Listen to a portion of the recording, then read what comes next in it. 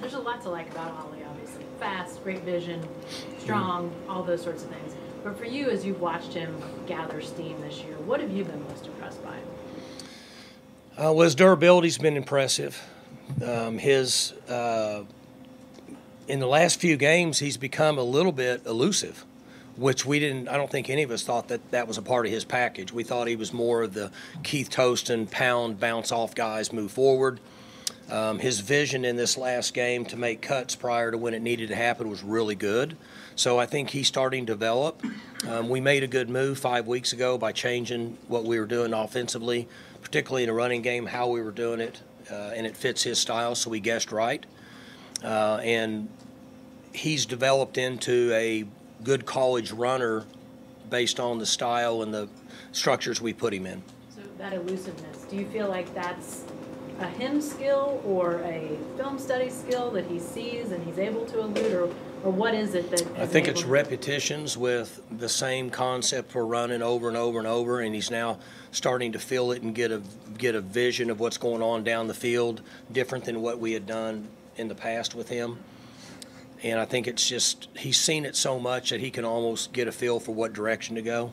Talk about Ollie's durability. 2 questions with that. Number one, is that something that you can know before you just go out and give a guy 20-some carries? Or he's worked his way to that, right? He had a game where he had 12, and then one he had 15 or 19, and then he was 23, and then now 29.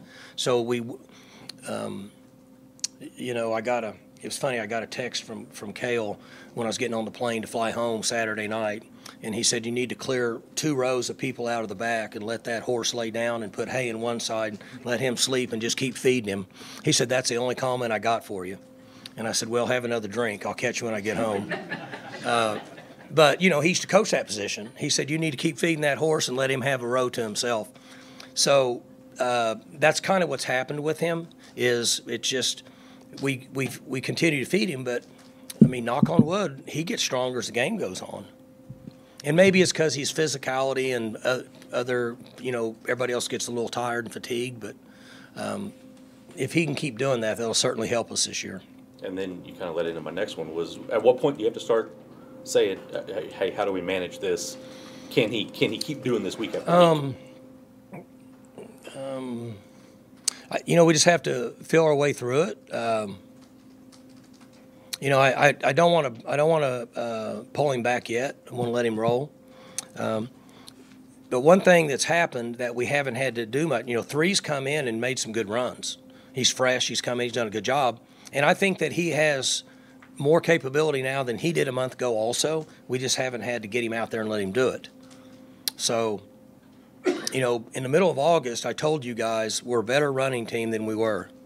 We just hadn't got there yet. And then 5 weeks ago, I told you, believe it or not, we're getting better. We just haven't got there yet. Well, I think 3 can help us. He just we hadn't get in and put him in there yet.